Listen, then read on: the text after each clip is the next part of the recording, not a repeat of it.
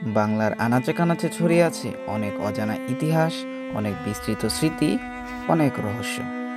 এমনই এক রহস্যঘেরা ঐতিহাসিক বাড়ির সন্ধান মিলবে তারাকান্দা উপজেলার সদর ইউনিয়নের কয়রা গ্রামে। কি সেই বাড়ির নাম, কি এর ইতিহাস, আর কীভাবেই বা যাবেন সেই বাড়িতে, সে সম্পর্কে বিস্তারিত নিয়ে থাকছে আজকের ভিডিও। প্রতিবারের মতো সাথে আছি আমি মুজাহিদ ইসলাম। আপনারা দেখছেন ফ্রেম অফ মুজাহিদ।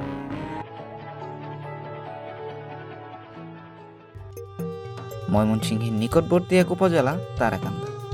উপজেলা হতে ৩ কিলোমিটার দূরে নদীর পার ঘেঁষে অবস্থিত কয়রা গ্রাম। মাত্র ১৫ টাকা অটো ভাড়ায় সরাসরি পৌঁছে যাবেন কয়রায়। তারপর স্থানীয়দের সহায়তায় সহজেই পৌঁছে যাবেন বাড়িটিতে। বাড়িটির সাথে জড়িয়ে আছে এক বিশেষ ব্যক্তির নাম, জমিদার নন্দলাল সিংহ রায়। বাংলা ১২৬৩ সনে জন্ম নেওয়া এই ব্যক্তি নির্মাণ করেন বাড়িটি। বাড়িটির প্রতিষ্ঠাকাল আনুমানিক ১৮৭০ খ্রিস্টাব্দ, অর্থাৎ প্রায় ১৫০ বছর আগে।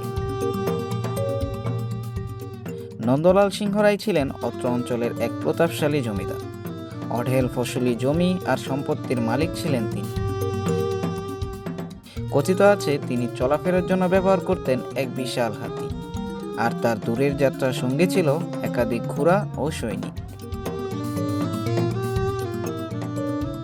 বাড়িটির চারপাশ প্রাচীর দিয়ে ঘেরা, যদিও এর অনেক অংশই প্রায় ধসে পড়েছে। মেইন ফটক দিয়ে প্রবেশের শুরুতেই চোখে পড়বে কাঠের পাটাতনের দোতলা এই বাড়িটি। লোহার পাতের উপর কাঠের আস্তরণ দিয়ে তৈরি দোতলার মেঝে বহুদিনের পুরনো হওয়ায় ভেঙে পড়েছে কাঠের পাটাতন। অধিকাংশ অংশেই খসে পড়েছে টিনের চালও। মাঝখানে কাঠ আর উপরে টিনের চালা থাকলেও বাড়িটির দেয়াল তৈরি পুরনো পাথর ও ইটের সংমিশ্রণে। বর্গাকৃতির বাড়িটির ভেতরে রয়েছে চারটি ছোট কক্ষ। প্রতিটি কক্ষে রয়েছে আলাদা দরজা ও 2টি করে জানালা।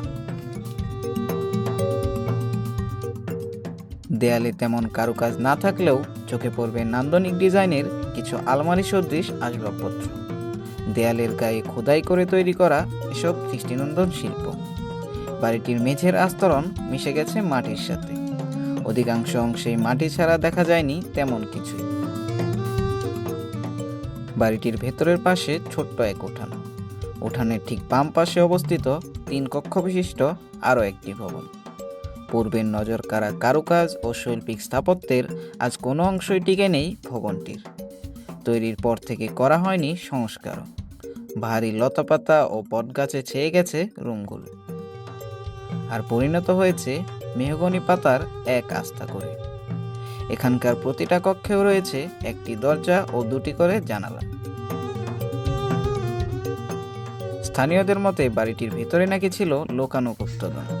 কথার সত্যতাও মিলল একাধিক বক্তব্যে, তবে ক্যামেরার সামনে আসতে চাননি কেউই। গুপ্তধন যদি থেকেও থাকে, মেঝের গর্তই বলে দিচ্ছে তা হয়তো এতদিনে লাপাত্তা। বাড়িটির ভেতরে আর তেমন কিছুই নেই, তবে এর ফটকের সামনের অংশে রয়েছে এক বিশাল পুকুর। পুকুরের অপর প্রান্তে দেখা মিলবে 5 গম্বুজ বিশিষ্ট মন্দির সদৃশ কিছু একটা। পুকুরের পাড় ধরেই যাওয়া যায় সেই স্থাপনায়। রং বেরঙের বাহারি ও চকচকের পাথরের আবরণ দেওয়া এই মন্দিরটি আপনার চক্ষু শীতল করতে যথেষ্ট।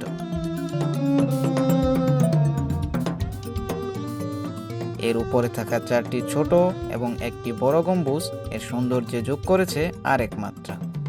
জমিদারের শেষকৃত্য সম্পন্ন হয় এখানেই। বাংলা 1349 সনে মৃত্যুবরণ করেন জমিদার নন্দলাল সিংহ রায়।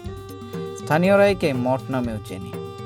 জমিদারের মৃত্যুর পর তার বংশধররা দেশ ছেড়ে পাড়ি জমান ভারতে। এরপর আর দেশে ফিরেননি কেউই। ক্রয় সূত্রে বর্তমান বাড়িটির মালিক স্থানীয় কেওয়াটখালী সরকার। এটা বাবুরা থাকতো, থাকলে বাবুরা সরকার কেওয়াটখালী লোকেরা তারা হসপিটাল করে জানে এখানে আসতে। এটা ওই যে যারা বাবুরা আছে গেছে গা বদগায়া ভারতে, হেলা ওর কাছে যাতে গেছে। মানুষজনের আনাগোনা না থাকায় আজও পরিত্যক্ত কয়রার এই সিংবাড়ি। শোনা যায় এখনো নাকি ভারতে বেঁচে আছে জমিদার নন্দলালের বংশধর। নন্দলাল সিংহের নাম অনুসারে বাড়িটির নাম রাখা হয় সিংহবাড়ি, তবে এর স্থানীয় নাম সিংবাড়ি বা কয়রা সিংবাড়ি। ধ্বংসের অপেক্ষায় পড়ে থাকা বাড়িটি ধীরে ধীরে হয়ে উঠেছে আরও রহস্যময়। বেশ কিছু চাঞ্চল্যকর তথ্য মিলল বাড়িটিকে ঘিরে। দিনের বেলায় কিছু দর্শনার্থী এলেও সন্ধ্যার পর বাড়িটির চারপাশ ঢেকে যায় ঘন অন্ধকারে। তখন এলাকাবাসীও সাহস পান না পাশের পথ দিয়ে যেতে। কারো কারো মতে এখনো কিছু একটার অস্তিত্ব রয়েছে এই বাড়িতে, যা দেখা যায় কেবল রাতে। মাঝে মধ্যে অদ্ভুত শব্দও ভেসে আসতে শোনেন এলাকাবাসী। আবার অনেকে বলেন এগুলো নেহাতি বানোয়াট কল্পকাহিনী। অনেক দিনের পুরনো হওয়ায় অনেকেই নিজের মতো কাহিনী বলছে বাড়িটিকে নিয়ে। তবে এর প্রাচীন ইতিহাস ও রহস্যের ঘোর উন্মোচন করতে আপনাকে সশরীরে আসতে হবে এই সিংবাড়িতে। স্থানীয় বিশেষজ্ঞ ও মুরব্বীদের কাছ থেকে জানতে পারবেন বাড়িটির সকল সত্য মিথ্যের খবর। তবে তারাকান্দাবাসীর জন্য জায়গাটি এক ঐতিহ্যের প্রতীক। যথাযথ সংরক্ষণ করা হলে বাড়িটি হয়ে উঠতে পারে আরও আকর্ষণীয়। উপজেলা পরিষদের ওয়েবসাইট ঘেঁটে দেখা মেলেনি বাড়িটির সম্বন্ধে কোনো তথ্য। তাই সংশ্লিষ্ট প্রশাসনের প্রতি অনুরোধ থাকবে তারাকান্দার এ ধরনের প্রত্নতাত্ত্বিক নিদর্শনগুলোকে সংরক্ষণের ব্যবস্থা করা এবং তারাকান্দার দর্শনীয় স্থান হিসেবে এগুলোকে অন্তর্ভুক্ত করা। রহস্যকেরা আজকের সিংবাড়ির ভিডিও শেষ করছি এখানেই। তবে পরের ভিডিওতে কোন রাজবাড়ি দেখতে চান তা কমেন্ট করতে ভুলবেন না। দেখা হচ্ছে পরবর্তী কোনো ভিডিওতে। সে পর্যন্ত সবাই ভালো থাকবেন, সুস্থ থাকবেন। আল্লাহ হাফেজ।